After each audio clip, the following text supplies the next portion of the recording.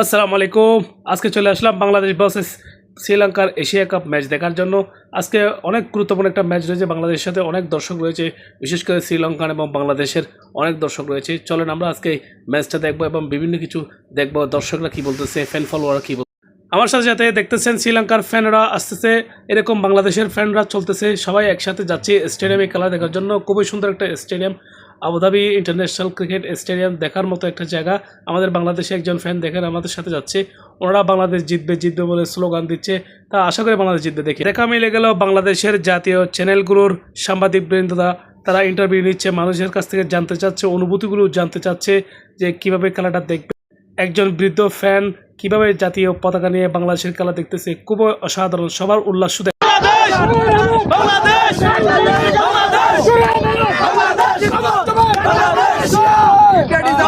আজকের খেলায় সাকিব আল হাসানকেও খুব মিস করতেছে দর্শকরা, তার ব্যানার নিয়ে চলে আসছেন। দেখেন দর্শকের উল্লাস আনন্দ যেন সীমাই নেই। আজকে বাংলাদেশ খেলা নিয়ে মানুষ অনেক এক্সাইটেড, বিশেষ করে প্রবাসীরা অনেক বেশি এক্সাইটেড। আমি সাউন্ডের জন্য আপনাদেরকে দিচ্ছি না, আসলে দেখেন কিভাবে মানুষ তাদের রিয়েকশনগুলো দেখাচ্ছে, কিভাবে আমার বাইরের চিত্র। এখানে বাংলাদেশের ফ্যানগুলো কি অবস্থা যে করতেছে, দেখার মতো দৃশ্য। আসলে এখানে না আসলে কেউ বুঝবে না বাংলাদেশের খেলা মানুষ কত প্রিয়, কত জনপ্রিয় বাংলাদেশের ক্রিকেট খেলা। মানুষ কিভাবে প্রবাসে এসেও বাংলাদেশের খেলার জন্য এভাবে পাগল হয়, আপনারা এখানে স্টেডিয়ামে না আসলে বুঝবেন না। আজকে কত মানুষ কত কাজ কর্ম রেখে আমাদের খেলা দেখার জন্য এসেছে। আমরা খুবই আশা করি আজকে বাংলাদেশ জিতবে, আজকে বাংলাদেশ ভালো কিছু করবে।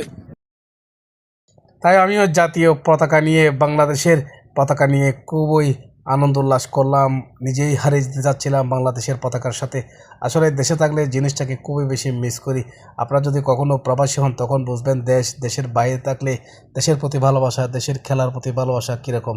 তো আমার ভাইকেও বলতেছে একটু দেখেন স্টেডিয়ামের বাইরেও মানুষ খেলা দেখতেছে, যারা টিকিটের জটিলতার কারণে স্টেডিয়ামের ভিতরে খেলা দেখতে পারে নাই, তারা বাইরে দেখে বড় পর্দাতে খেলাগুলো দেখতেছে, খুবই উপভোগ করতেছে।